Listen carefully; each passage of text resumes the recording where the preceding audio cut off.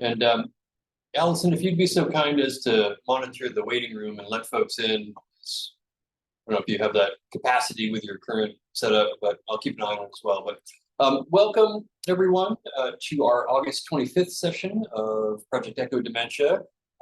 Good to see so many familiar faces from Hub team. Chris Rhodes, a neuropsychologist here at Memory and Brain Wellness, Associate Professor of Neurology. We're your co-leads for this project. I'll go ahead and share my screen and we will get started. All right, so hopefully you can see that okay. So here we are, August 25th. We'll do kind of our usual opening notes and reminders. There's a couple of key things to discuss as well. If it is your first time with us, please do put your contact information into the chat. I think I recognize all the names so far, but change.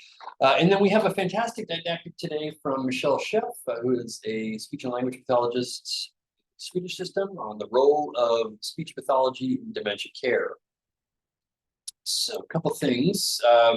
If you, looks like everyone's named appropriately and it's all maybe just you in your settings.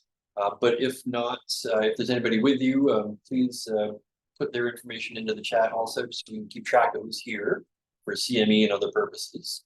If you have the capacity to turn your video on, that's always great, but understand that that's not always possible. And then continuing to practice saying your name when you unmute, comment. We do not have a case today, although we may talk about some clinical issues, and we want to make sure we are protecting PHI. So we've we have a process to make sure that that is stripped of any cases, but sometimes we want to be mindful of that during conversations as well. All of our sessions are recorded, and then we will send out a 1-minute post survey. If you are still in need of Dementia Friend rack cards, we've still got a bunch, and we'd be happy to send them to you. Here's the list of our didactics through the end of the calendar year, and we are beginning planning for the next calendar year. So if you have ideas about things you would love for us to cover, don't be shy, let us know either in the survey, or you can throw that in the chat, or you can always get in touch with Allison, Nancy, or I in between sessions as well. Cases.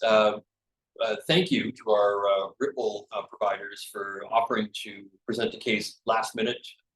Could have saved us from the clutches of being case-free. We had already decided we were going to do an update for the Alzheimer's Association International Conference, but we will certainly welcome your case next time. So thank you for that. And we wanted, speaking of cases, we wanted to spotlight our own Deborah Tillman, who has joined us as having presented 8 cases from 2020 to 2023. Thank you so much, Deborah. A couple things about Deborah that I was surprised to know, I didn't know this, that you became an EMT in your early 30s, and then later on went back and became a nurse practitioner, and that you were an appointed fire commissioner for the fire district where you live, out on that's out in the peninsula, yeah? Bremerton area?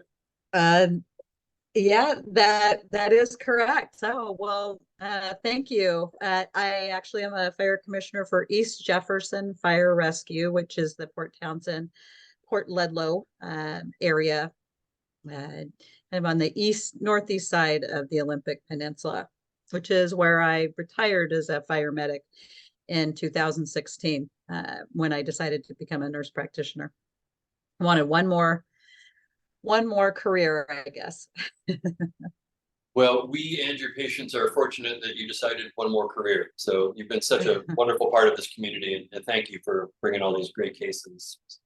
Oh, absolutely. I learned early on, it's always best to ask. Yep, I would agree with that. All right. Let's see a couple of other basics here. We are accredited for CME. We don't have any disclosures, either the planning committee or our speaker for today. Here is our hub team, know us well at this point. And I do want to call out one of our hub team members who has transitioned on to another position.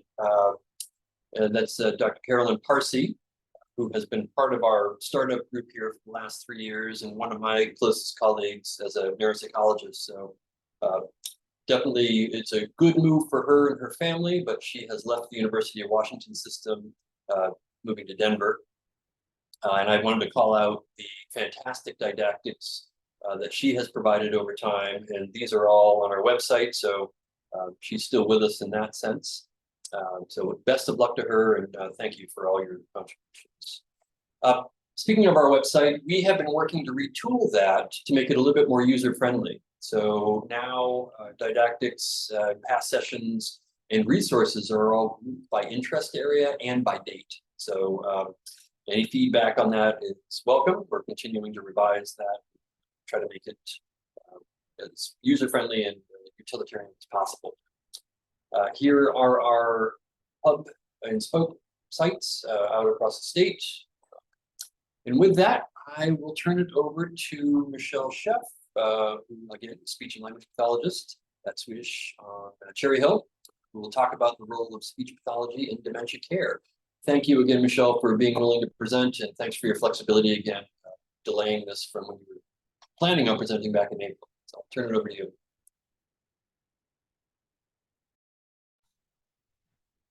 Thank you very much. I'm going to share my screen.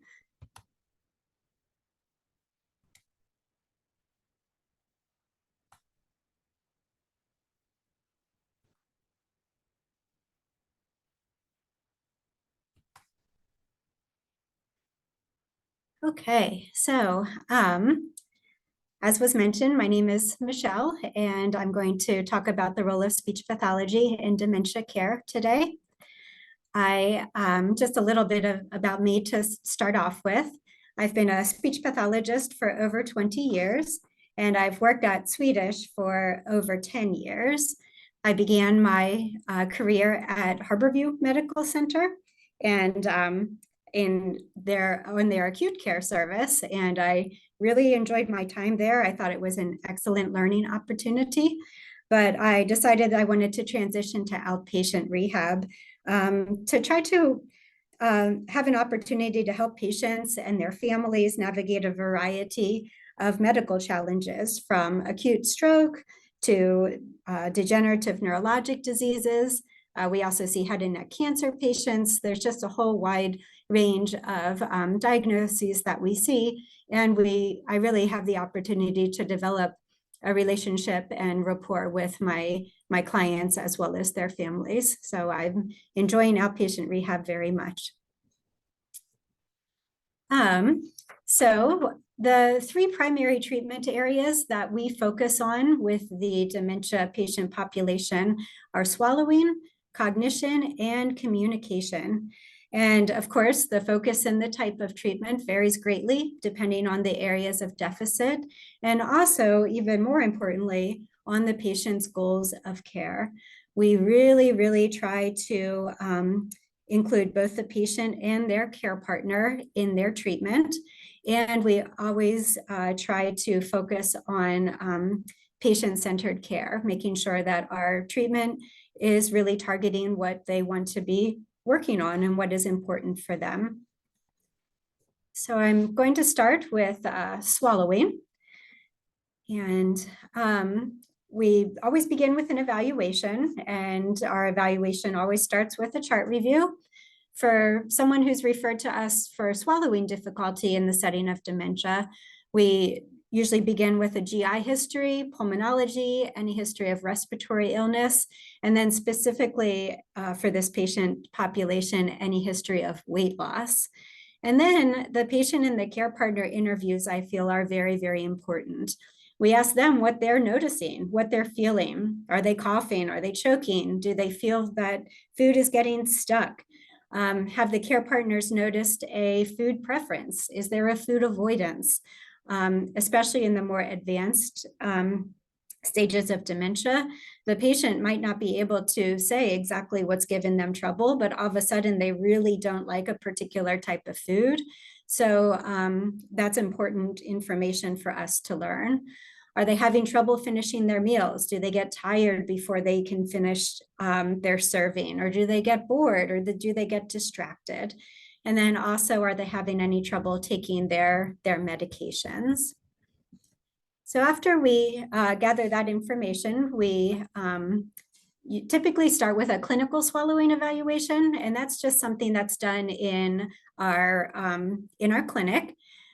We just assess their general mental status. We do an oral mechanism exam, which looks at their facial, labial, lingual strength and range of motion. We see how coordinated those structures are. We listen to their voice quality. We do a screen of their respiratory status. Going back to their mental status, we look at their level of alertness, their ability to follow directions, both simple and more complex. So after all of that, we do get to watch them eat and drink several items. And this is often a time of excitement during the eval, because most people don't expect to get snacks during a session with their provider, but they do. So we try liquids, we try purees, different solid textures. And if someone is having specific problems with certain things, they're even welcome to bring those foods in, and we can assess them with that particular texture. We look at their oral and pharyngeal swallow, see how well they're able to move the bolus from their mouth into their pharynx, if there's any residue, if there's any spillage, just how efficient things are. And then also, of course, we listen for any overt clinical signs of aspiration. We might discuss various postural changes that might be helpful, or we could try those postural changes in the clinic to see if it makes eating a little bit more comfortable or a little safer for them. We might discuss modified utensils if someone is unable to maybe monitor their sip size or monitor their bite size. There's different utensils that could be helpful in ensuring their safety. And then we talk about different behavioral changes that they might consider. Care partner and patient education, of course, is very important, but especially care partner education. Again, swallowing troubles are usually seen in the later stages, so the patient's cognitive status might not be appropriate for retention of any information we're providing them. So the care partner is really the one who we are targeting with education about just basic swallowing anatomy, physiology, any aspiration precautions or safe swallowing strategies we might be recommending. And then we talk about recommendations for additional follow-up. Most often, the next step would be a modified barium swallow study. If the patient seems to be having other issues, then a referral to ENT might be appropriate, or a referral to GI might be appropriate. So it really just kind of depends on what the patient is demonstrating. So the next test that we would do for swallowing is the modified barium swallow study. And this is the one that's conducted in conjunction with a radiologist. The start of it is always the same. The medical status, level of alertness, oral mech is the same thing as the clinical swallow. And we again watch them eat and drink different textures, different types of liquids, different types of solids, and everything's mixed in with barium. And that's just so that we can see it on the X-ray. This is also a time when we might consider trying different strategies, different behavior modifications, and even maybe some different utensils, just to see how those work under fluoroscopy, if they are effective or not. And we feel that these studies are beneficial because they can provide additional information about swallow function, as well as the efficacy of the strategies and the postures. You know, the chin tuck posture is a very common one that's often recommended, but sometimes that doesn't work for people and it actually makes things worse. So under fluoroscopy, we can try it and see if it really does help or if it doesn't, and then go from there. I also like this study because it provides images that can be reviewed with the patient and the family at a later date, at their next clinic appointment, for instance. and they can really see how the food is moving through their mouth and their throat. They can perhaps see how the thin liquids go really fast and they're harder to manage, or the more solid textures are more difficult to clear. And sometimes providing that visual cue can really help with implementation of strategies, implementation of recommendations, and can improve the patient learning. So next would be treatment for swallowing. And this is, of course, based on the results from our clinical swallowing eval or our modified barium swallow study. And again, it's usually conducted with both the patient and their care partner. And I just want to add that quality of life is really of utmost importance and really is the goal of therapy. We want the patient to be able to tolerate the safest and least restrictive diet possible. So we really, really try to work with them so that we can offer them suggestions for foods that they like, foods that they will eat. Our goal is not to modify the diet to tarnation so that they don't eat it, because then it's not palatable and there's all sorts of other problems that come up. So we really, really try to focus on quality of life. Kind of connected to that is the option of alternative means of nutrition. And I know this is contraindicated in this patient population, at least as far as I understand.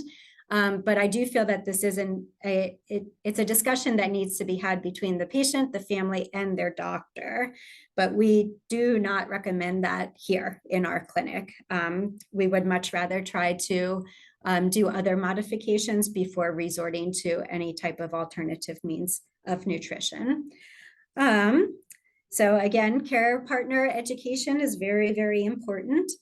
And part of that education is to highlight any red flags that the care partner should look out for to suggest that the patient may not be tolerating the recommended diet or benefiting from the recommended strategies. If any of these signs are noted, then it's recommended that they come back in for a reevaluation because things may have changed. So follow-up, once they go through their initial course of therapy, we do like to try to keep them sort of on our radar just because of the progressive nature of dementia. And ideally, we'd like to see them every 3 to 6 months just for check-ins, just to see how things are going, if anything has changed, maybe do a quick reevaluation just to see if there's any additional suggestions that are needed. And then, but of course, if the patient or the caregiver notices more problems before that period of time, or if they're doing really, really well and they don't think they need a follow-up in that course, then that's fine too. But ideally, we would like to try to see them about every 3 to 6 months, just as a quick check-in. Okay. So next is cognition. So again, I'm going to start with just a review of our evaluation. So like always, we begin with a chart review, but this time we're going to be focusing on the neurology documentation and then neuropsychology evaluation. We really, really in our clinic feel that neuropsych is important. And if the patient hasn't undergone neuropsych testing yet, we do recommend that the patient and the family and the doctor consider this step. We really feel that it provides additional information regarding their cognitive function. Their testing is much more extensive than the testing that we can provide. And also they can provide a more specific diagnosis and then ultimately a possible prognosis.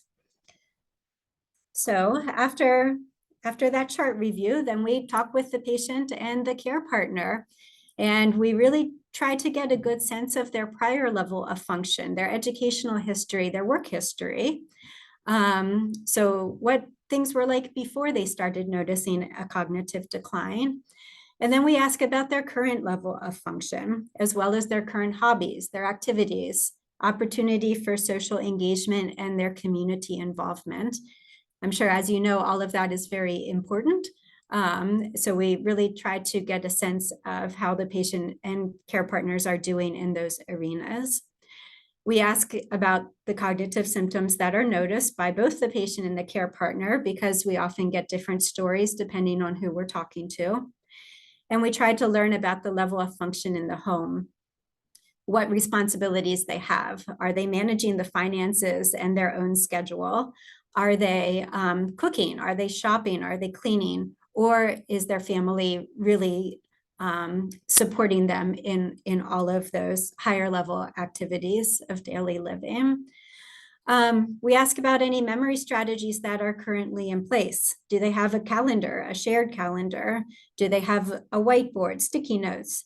Just what is working for them? What are they using and what is working for them?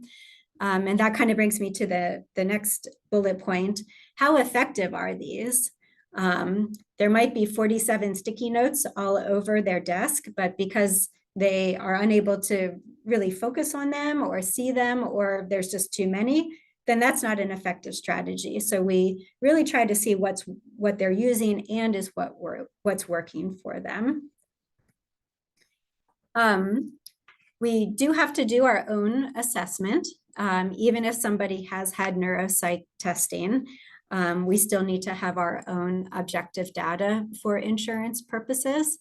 And this assessment is highly dependent upon the level of function for the patient.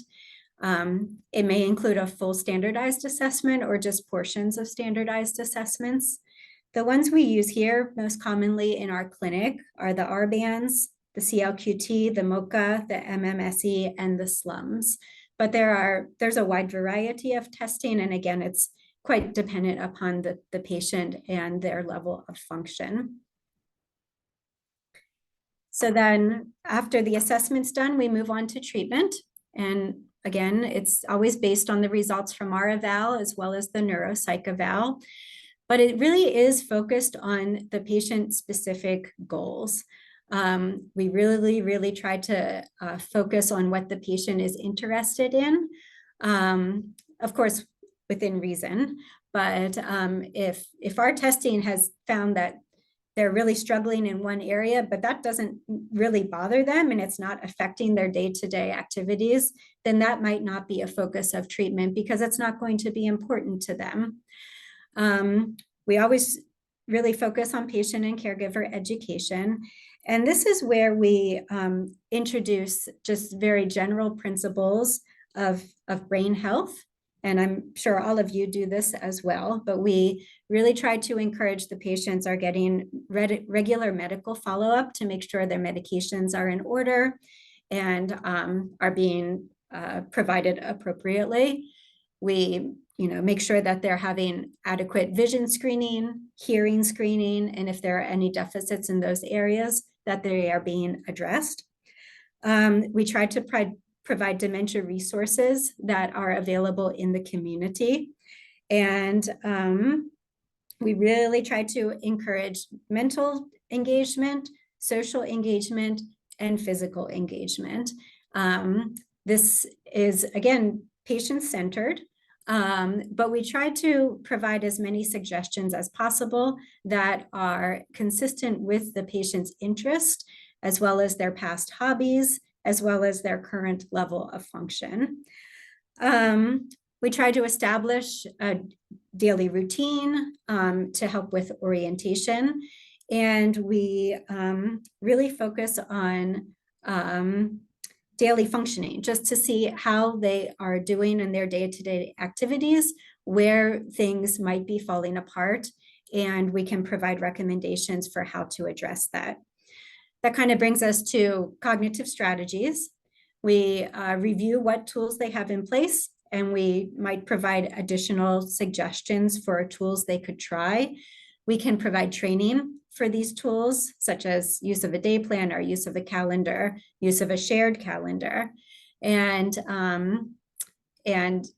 see how they're working. And if they're not working for the patient, we can modify as needed. There is a specific type of memory treatment called spaced retrieval memory treatment That is for more advanced memory problems. And that can be effective for somebody who needs to remember a very specific activity, such as putting on their brakes before they stand up from their wheelchair, or putting on their brakes before they use their walker. It's just it's a way to kind of build that routine, that habit, so that they no longer have to really rely on the memory. They can rely on that routine, and it's more for safety type things. So that would be for someone who has a more advanced type of memory impairment. And then the cognitive strategies are something that would be for someone who is in the earlier stages of dementia. We do like to try to see people in the earlier stages so that these strategies can be established and part of their routine before their memory decline progresses. It's just going to make it more effective, and it will allow them to be more independent for a longer period of time if we can establish some of these habits earlier on so that they already are in place as the memory declines. And then with regards to follow-up, again, it's always dependent upon the status of the patient. Usually they will typically participate in a course of speech pathology that focuses on their goals as well as their care partner's goals. We really try to get the patient involved in community support groups and activities. I'm a huge fan of senior centers. I know Seattle has dementia-friendly recreation. I think all of that can be really beneficial, and we try to encourage that as much as possible, either through new groups or established groups that they are already participating in or may have dropped out of because of troubles. We try to problem solve ways to get them back into their prior activities as they are able to. And then again, similar to the swallowing, we do like to try to see them on a fairly regular basis. Not quite as frequently as someone with swallowing trouble, so more on a 6 to 12 month interval. Again, we would do another reevaluation, and then most importantly, just to check in with the patient and their family to see how they're doing, how the strategies are working, what problems they have run into over the past few months, and try to address those as needed. Okay, and then last is communication. So this is really the focus of our treatment when somebody comes to us with the diagnosis of primary progressive aphasia. There is quite a bit of evidence supporting the provision of speech therapy and language-based treatment for that diagnosis. So we really would appreciate referrals for patients with this diagnosis. We think that we can provide quite a bit of help in assisting them in navigating through their disease. So again, through the evaluation, chart review, neurology, neuropsychology, and if they don't have neuropsychology yet, we recommend that they have it done. Again, a patient and care partner interview. So similar to all of our other interviews, we look at their level of function, educational history, work history. But this one would also include any language symptoms that are noted by the patient or their care partner. Like, are you getting stuck on words? Are you having trouble forming sentences? What are you noticing with regards to your speech? Is your reading impaired? Is your writing impaired? And then also, what language strategies are currently in place? What works well for you when you get stuck on a word? How do you communicate with your loved ones? When your loved one is stuck, what do you do? What helps? We don't really want to reinvent the wheel. So if a patient and their partner already have a really good system in place, we try to build upon that rather than trying to start from scratch. So I think it's quite important to learn what's working well for them and go from there. And then we also try to gauge the familiarity and interest in use of technology to support language. Again, PPA can really benefit from assistive technology for communication, but only if the patient is interested and if that's something that they want to pursue. Same with the care partner, because sometimes the care partner would need to be involved. So we try to determine that on one of our first visits. Again, we have to do our own assessment, but now we would typically be doing more language-based assessments, such as the Boston Diagnostic Aphasia, the Western Boston Naming Test, and then again, the Cognitive Linguistic Quick Test. Just like always, we defer to neuropsychology because they provide a more in-depth assessment, but we do have to do our own. And then our treatment is based on the results from all of the assessments the patients have gone through. So we work on those language strategies that the patient either already has in place or haven't tried yet. So we can try different strategies that may or may not work for them.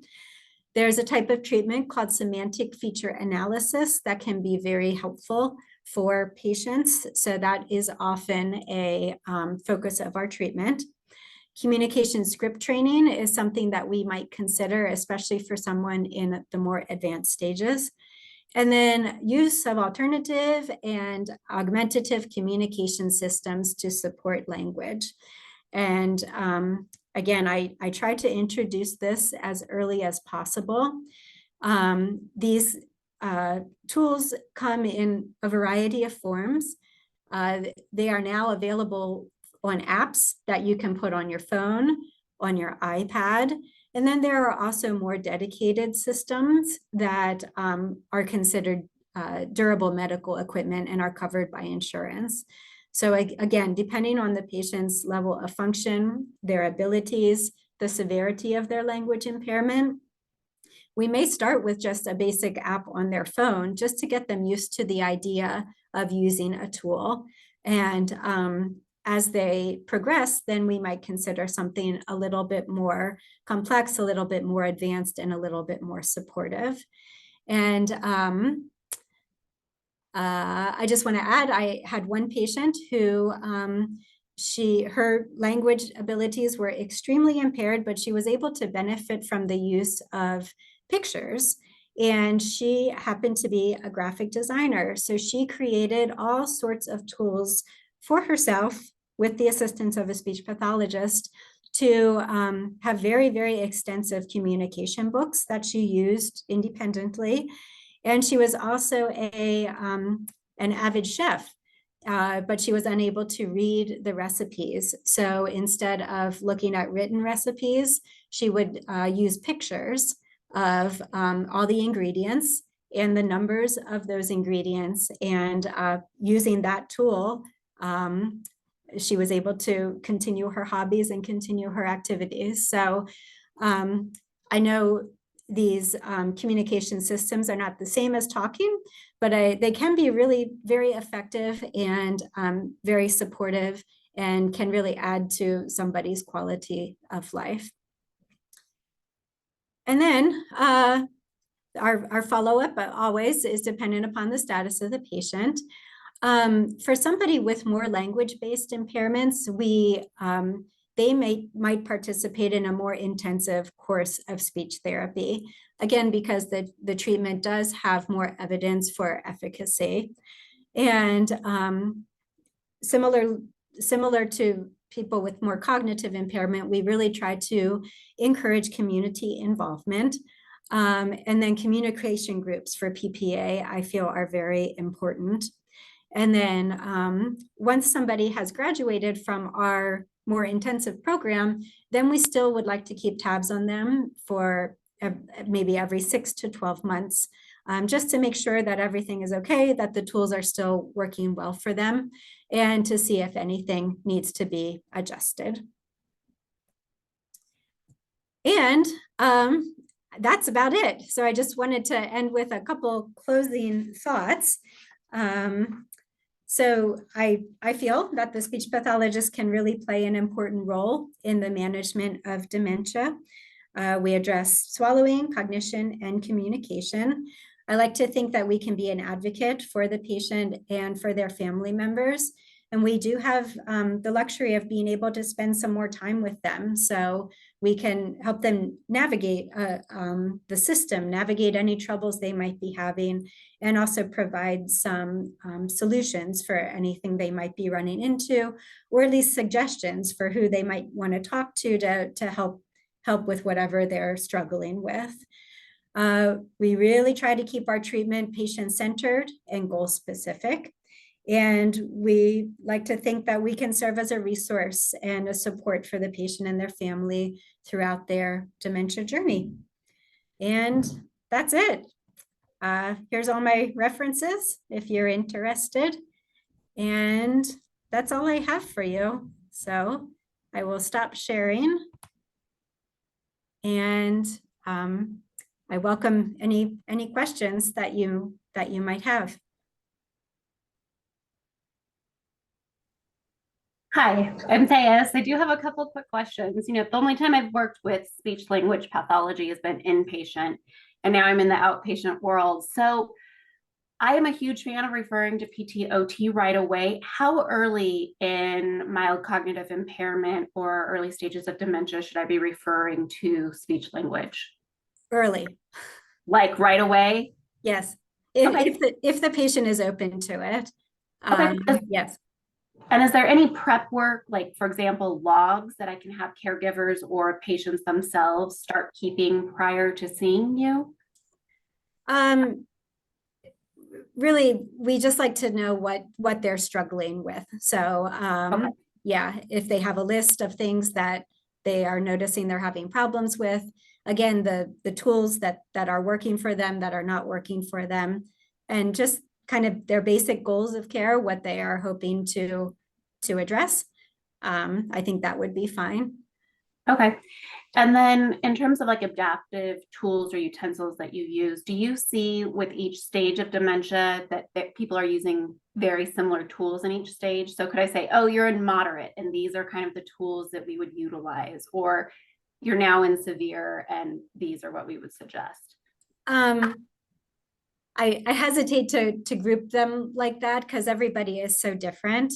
Okay. So I do think it's more patient specific. Okay, great, thanks. Mm-hmm. Questions? Karen, please. Hi, my name's Karen, and I'm the caregiver representative on the Echo Dementia.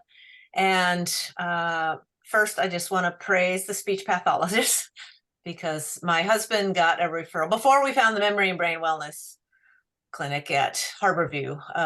We were trying to navigate this dementia thing out in the world that doesn't really get it together during early dementia, in my opinion.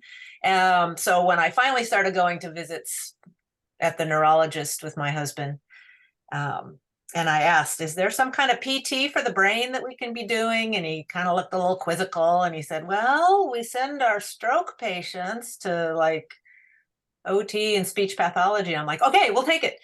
And so he got a referral for 6 visits and he had a wonderful, wonderful speech pathologist. My husband was still MCI, early dementia, and but he was developing aphasia early in his what turned out to be Lewy body dementia. And those 6 visits helped him a lot with sort of memory recall and ways to get words out and some advice to me about how to best support him as the journey went on. But also, I'll just say, especially in early dementia, he really benefited from the one-on-one attention that was respectful and that could understood where he was at, and gave him practical tools that he could work on. He carried, her name was Molly, the speech pathologist, and he carried his Molly folder with him all the way through severe dementia. He couldn't read anymore. He couldn't do the exercises, but his Molly folder had to go with him everywhere he went. And it was just heartwarming for me to have just landed almost accidentally in that. So for whatever actual clinical benefit the service might provide, I just want to put in a plug for just more attention and more people on the case, providing the person with a feeling like there's a team effort to help them along their journey. Excellent point. And Karen, you reminded me of a question that I had as listening to you, Michelle, and wonderful presentation, by the way. I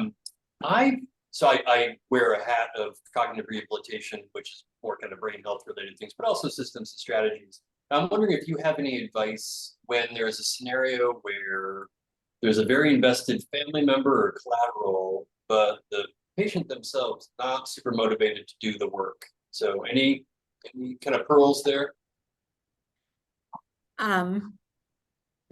That is it's a very tricky situation, and we've certainly encountered that on several occasions. I guess the best thing I can offer is I really try to gear my treatment to the patient's interests. I think if I can engage the patient in something that is important to them, it can be more effective. So I think that's probably my go-to. Also, I want to make sure that the patient is getting appropriate emotional support, for dealing with this diagnosis. So if, mental health or social work, somebody is involved in helping the patient navigate the emotional aspects of the diagnosis, I want to make sure that that's in place. But yeah, just trying to tap into any interest that the patient might have. That's my best suggestion. Thank you. Barack. Yeah, thank you so much. And, I mentioned when we were first starting out, this has been an area of dementia care that has been super fuzzy for me in terms of what role speech pathology can play. And your presentation really made me think that it should be like an absolutely routine part of everybody who gets a new diagnosis of mild cognitive impairment. And I think that is really kind of a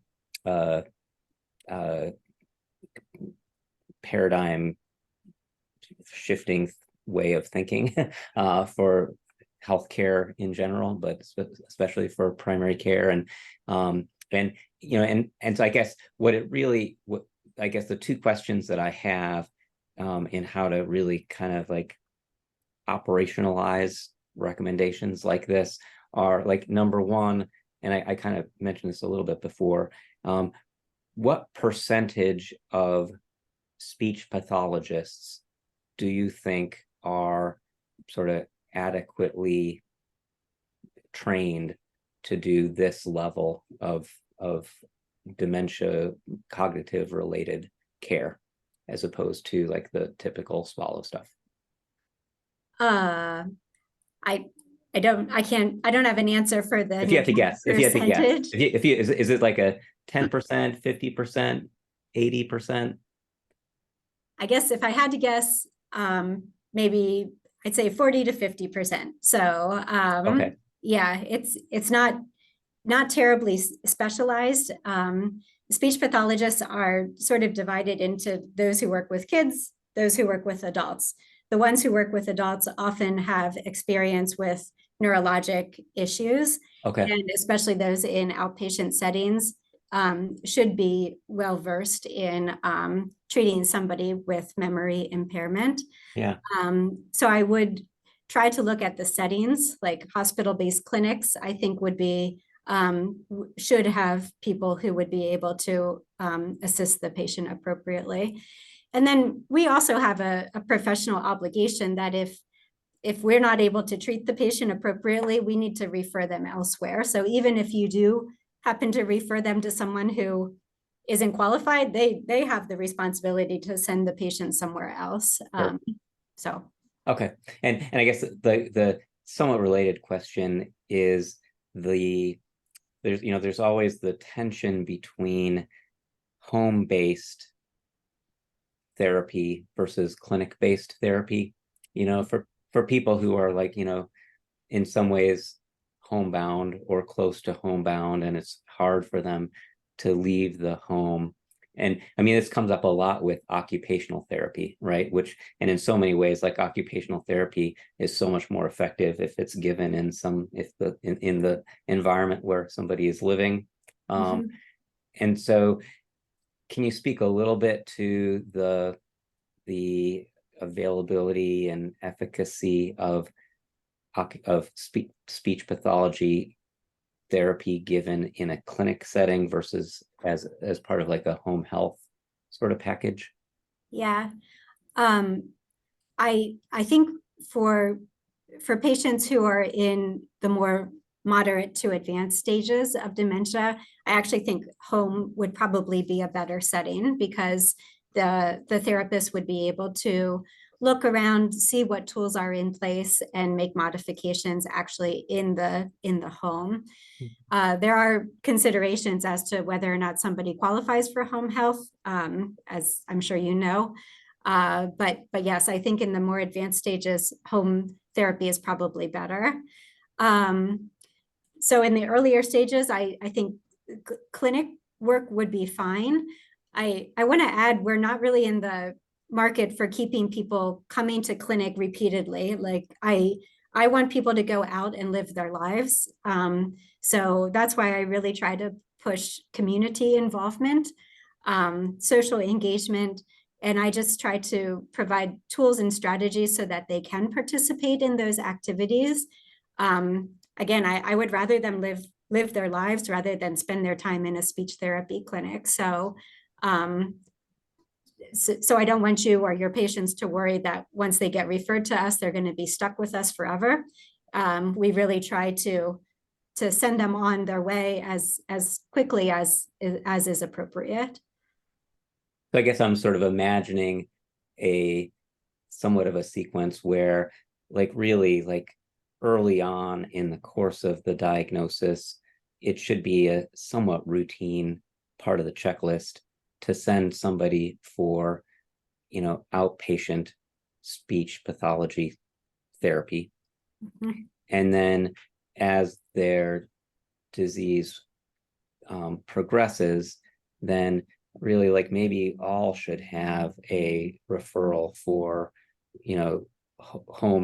home-based care that would probably include both speech pathology and occupational therapy. Does that ring reasonable to you?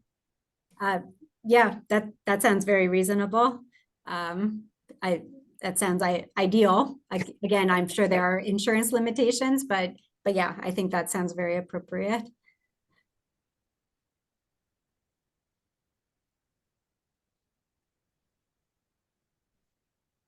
Got a few more minutes. Any other questions? I have one more, and I don't know if you have encountered this or anybody else has, but I have seen a couple of cognitive rehab specialists who are just recommending doing things like Lumosity or Brain HQ, or computerized brain training programs as a piece of cognitive rehab. I'm curious what you think about that. I don't typically recommend those. I don't feel that there's much evidence to support that.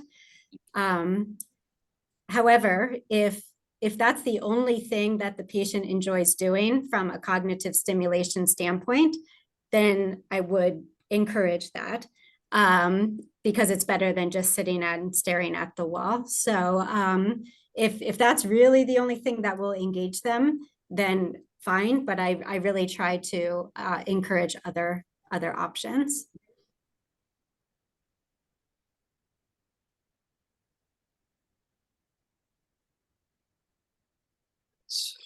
Any other questions for Michelle, or comments, or experiences with either referring or having patients who have gone through?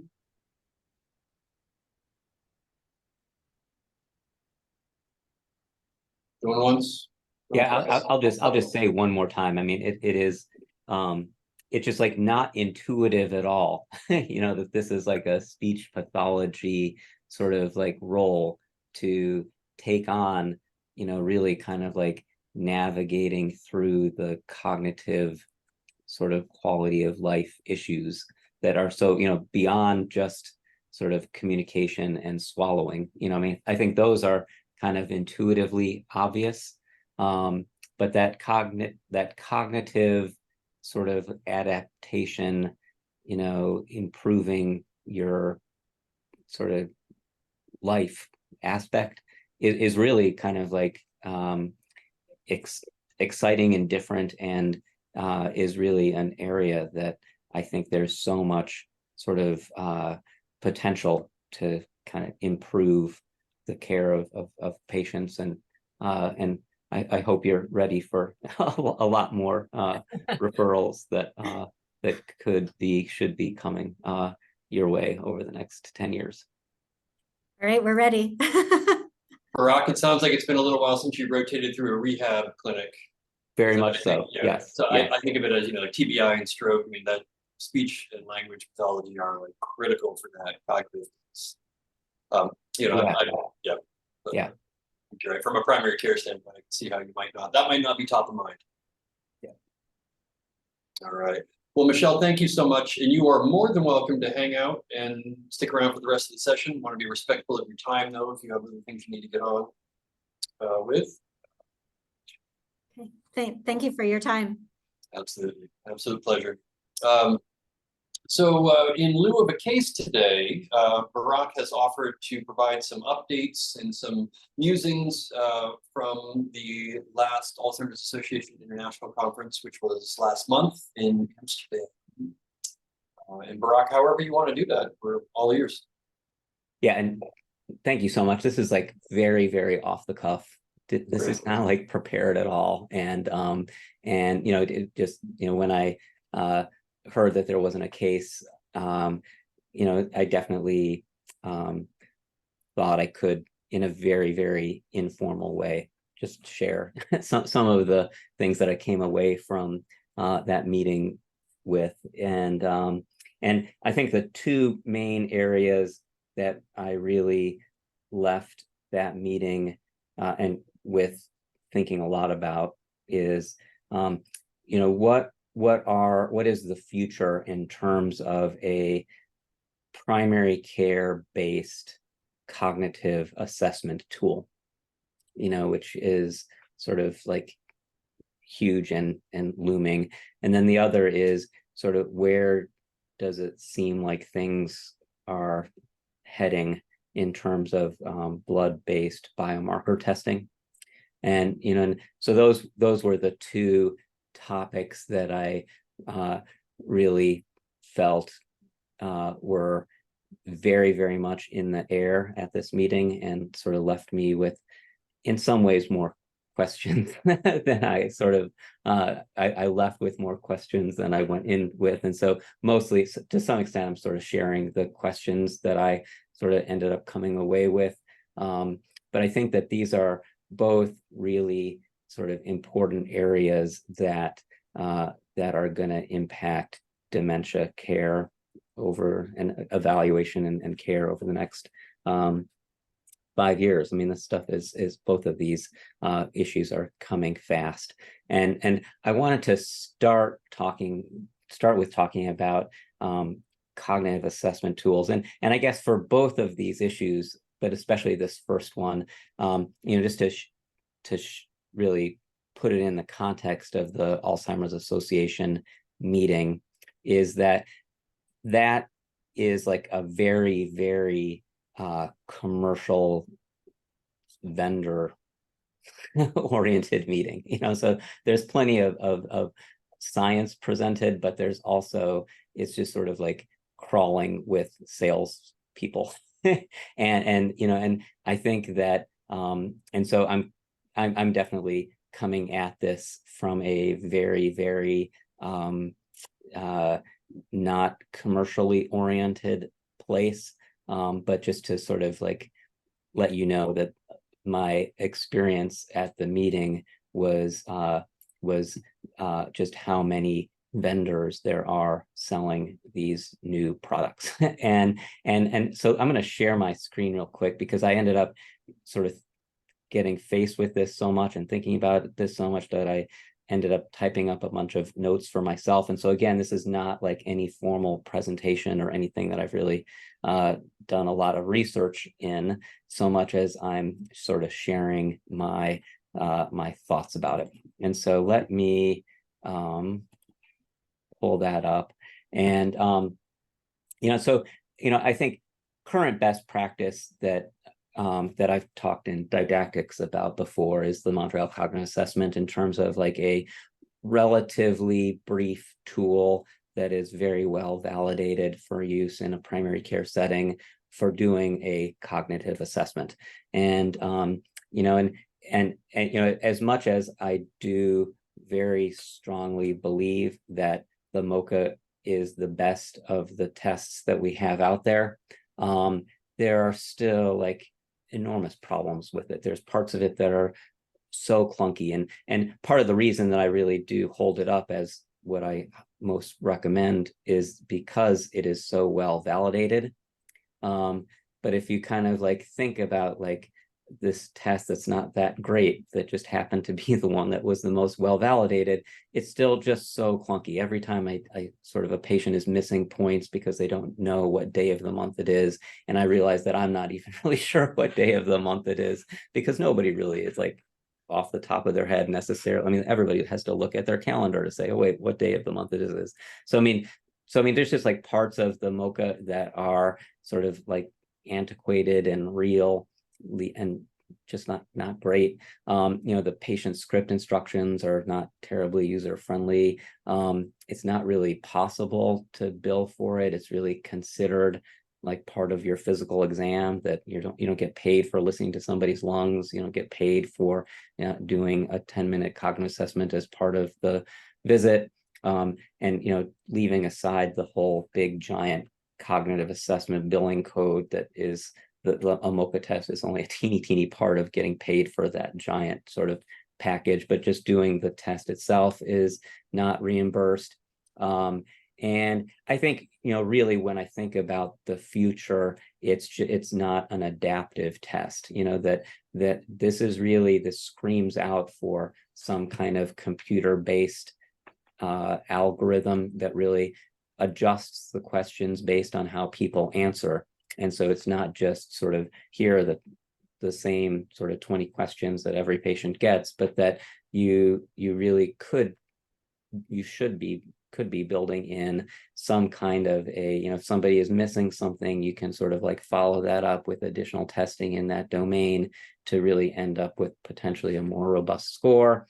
And I think also like the MoCA requires somebody to manually administer it. And yes, there is a digital MoCA that's like on an iPad, but and which is better than the paper MoCA, but has its own issues.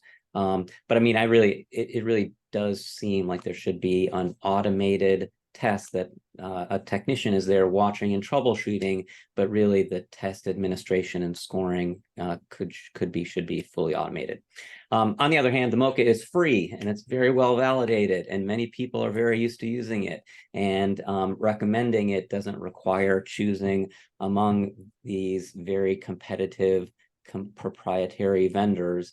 And so I'm just sort of like starting to keep a list of just like how many sort of options there are in this space. And there's BrainCheck, and there's Brain Health, and there's CanTab, and there's CogniView, and there's CogState, and there's Linus, and there's NeuroTax, and there's TabCat. And for us as clinicians, like trying to sort of sort out how they all compare in terms of how well validated they are, and are they validated, and how much do they cost. And it's going to be hard to get health systems, clinics to take on the cost of purchasing these. But I do really think that I came away from this meeting sort of more clear in my mind that is where we should be probably heading. And I think we're always still going to want to have observer input as part of a cognitive evaluation. So something, a structured questionnaire like the 88, or just, something that includes not just in the moment, how is somebody's cognition, but really how is an observer sort of telling you they're doing, sort of navigating through the world, as something that you'll want to put together. And, and just struggling a little bit to understand sort of like where things are at with billing for a medical device like this, so these are all medical devices that are all in some stage, and many very well along in terms of getting approval as a sort of like certified medical device, but still how to figure out how to get reimbursed for employing a medical device in there is still a work in progress, I think. And I do sort of understand that there is a newish CPT code that CMS will pay for, but they didn't make a national coverage statement about it. And so especially some regional Medicare Advantage plans may still only pay for it if it's ordered by a neurologist or a neuropsychologist. And so those are just my kind of rambling thoughts that I do sort of think about a lot in terms of where we're heading over the next sort of 5 to 10 years. And I mean, and people are always like, well, what about AI? It's like, I don't think what we need AI or machine learning to do this. I mean, I think an adaptive logarithmic sort of system really ought to do a lot better than the MoCA in 10 minutes for not that much more money. And that if we do get to a place where this is actually a diagnostic test that I can schedule a patient for, then in many ways that is going to be a sort of rational way to do this in the primary care setting than just like on the fly do a MoCA and sort of just like consider that part of your unpaid physical exam. Can I add something quickly about that? Yes, please. Yeah. I mean, that's all I have, and I'm open for discussion for sure. It's good. So that CPT code is an interesting one in that you need to have 16 minutes worth of time to be able to bill for it. And computerized tests are excluded. So Medicare does not really pay for any kind of computerized. There is a code for it, but it reimburses at like $2. Oh, That's that's not so. Yes, I mean, so that's the danger of getting any of this information from these salespeople. So this code excludes computer-based testing. Yep. Yeah, there's a separate code for computerized testing, because for a long time, all those things that you list there, like CANTAB and CogState, people were billing these the previous neuropsych codes, the 96118, 96119, by like doing some of those computerized tests, and the numbers went through the roof. So Medicare revised those in 2019 in reaction to those computerized tests being administered in clinics by providers. Yep. So then we need something that's better. I mean, to me, like as a primary care provider, I send somebody for pulmonary function testing, and they get sort of, they spend 15 minutes in the room with the pulmonary function test machine, and a technician runs somebody through that testing, and we end up with like numbers that then somebody will interpret and give me, an assessment. It seems so obviously weird and necessary that we have some kind of diagnostic approach to that for cognitive testing using what should be a good device. Yeah, the CPT code for computerized testing is 96146, and work RVU is abysmal. Say again, 94, what is it? 96146.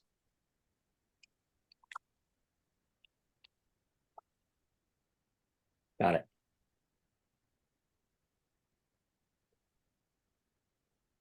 But so I guess maybe there would be, I mean, you think if this like device is going to cost you like $400 or $800 or something, you'd think that there would be better reimbursement. I mean, in the same way that using a pulmonary function test machine reimburses better, you'd think that this would be reimbursing better too.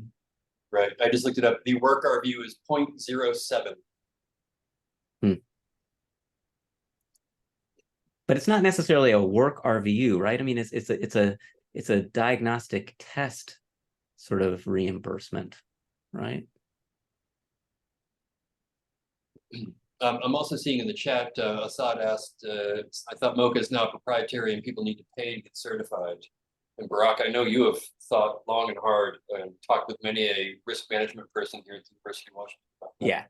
Yeah. And so I kind of skipped over that because I do totally reassure people about this. The MoCA website has this scary sounding legal language suggesting that people must be trained to use it, and you have to take their $100 training to be trained to use it, and you need to do that in order to download it from their website. The reality is, I've talked to many lawyers about this who reassure me that this is more legalese to protect the MoCA people than it is to any way put you at any danger. I mean, because like there are hundreds of places all over the web to download a MoCA, and hundreds and thousands of people are giving MoCAs every day who have not taken this training, and they are not at any risk. And it's not that the training is bad, but I think as long as you are using a script when you're giving a MoCA and not just doing it off the top of your head, that you can get a totally good, accurate MoCA without doing the training. Whereas the mini-mal status exam, that has a proprietary copyright legalese on it, where you are really supposed to pay the owners of the mini-mal status copyright $2 every time you administer it to anyone. That's real legal enforceable language, whereas what's on the MoCA website is not really enforceable. It's more to protect MoCA from getting sued by a patient who felt that they were inadequate, that they inappropriately diagnosed. And I think the only other thing the training factors in for is it would keep you, if you don't do the training, you're not eligible for the most recent versions of MoCA or any new upgrades, unless those get posted somewhere on Web 2. And if you are using their digital iPad MoCA, you don't have to take the training because that does have automated scoring to it. And I think it's the subtleties of how you score the MoCA that is most covered in the MoCA training.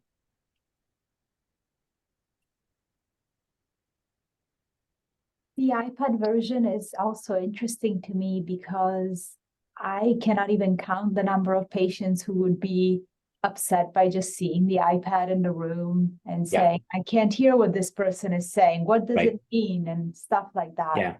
Yeah. So it seems interesting that they give that for free.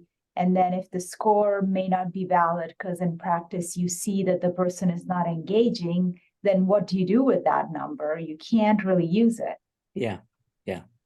So yeah, I've seen a lot of primary doctors as well kind of use the exact number on the MoCA to say it's dementia and it's not dementia, which I was told you cannot really do because of course it depends on the educational background of somebody and on their, state, the mental state at that time. It can depend on a million factors. And so that has been one of the things that within primary care here, at least in Spokane, I try to enforce, if it's 26 as opposed to 18, that doesn't mean that the person is now in dementia. It's all about their function.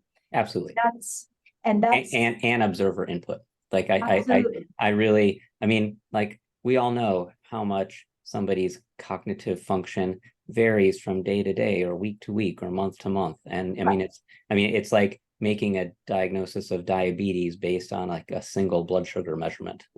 I really But that's also why I do think that a more robust cognitive assessment tool than the MOCA, like one of these 8 things, is better. And I think, speaking to your point, Sylvia, about, people freaking out about like, having this iPad in front of them. I mean, I think that all 8 of these vendors are trying really hard to develop, I mean, this is like the magical vision that I have, where somebody is like put down in front of like a big screen device, which has, plenty loud and carefully sort of worded instruction, with a technician there to make sure that the patient is sort of like, there with it, and really like putting them through paces that are going to be stressful, just like it's stressful for anybody to do a MOCA test, but that it's going to be stressful, but you should be able to overcome the technological barriers and end up with a result that really ought to be a lot better than a MOCA score.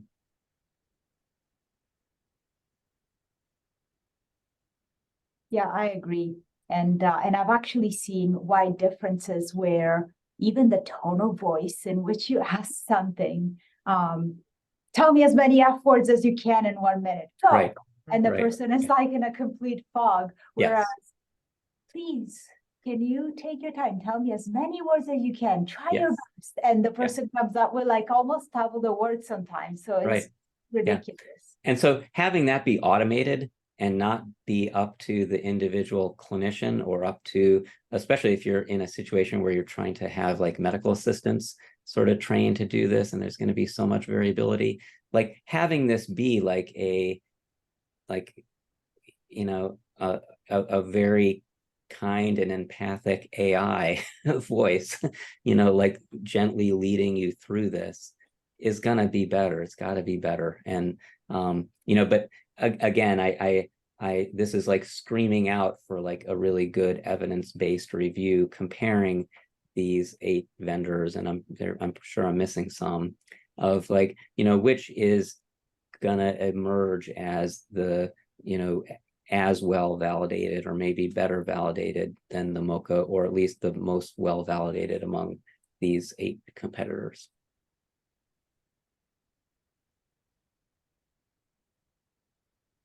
And it's going to be so hard. I mean, so, for really financially strapped health systems, the idea of taking on the cost of purchasing this is going to be sort of a challenge. And, and that's where I do think it just like screams out for better coverage. I mean, this should be a medical device that gets reimbursed, commensurate with what the cost of purchasing it and operationalizing it are for a health system, where, if we send somebody to get a CT scan, we'll get paid for that, and in the long run, it will pay for having purchased that CT scanner, and that should be the case for these medical devices as well. Yeah, I agree. The reason I cited the RVU is that if you multiply that number by the Medicare conversion factor, that's what you get reimbursed by, right? So that's $2.38 for that 96146. So yeah, that's your cost of a mini mental. So there you go. Right. Well, thank you for. Oh, go ahead. Yeah, okay. I mean, but just to really put the point on one more time, just that could be the work value of sort of like somebody interpreting the result, but I'm still kind of like stuck and struggling with shouldn't there be a test sort of separate from that RVU? So it's not like you're not paying a professional fee to somebody sort of interpreting the result, as much as you're getting paid for having used this certified device. Right. Yeah. Okay. Yep. Makes sense. Well, we are at time. Thank you for summarizing that. It's interesting that was one of the things that resonated with you most from the conference. I'm curious, and I'm sure we'll hear more about the plasma tests here in the not too distant future. So just that. Well, thank you all for joining. yet again. We have, I'm going to share my screen here, but I will let you know that our next session on September 8th will be Addiction and Dementia by Stephen Spoyo, former fellow at Swedish. So we'll see you on the 8th, and stay tuned for the survey, which should hit your inbox shortly. Thank you for your time, and thank you again, Michelle, for a wonderful presentation, and thanks, Barack, for summarizing some of the interesting things at AIC.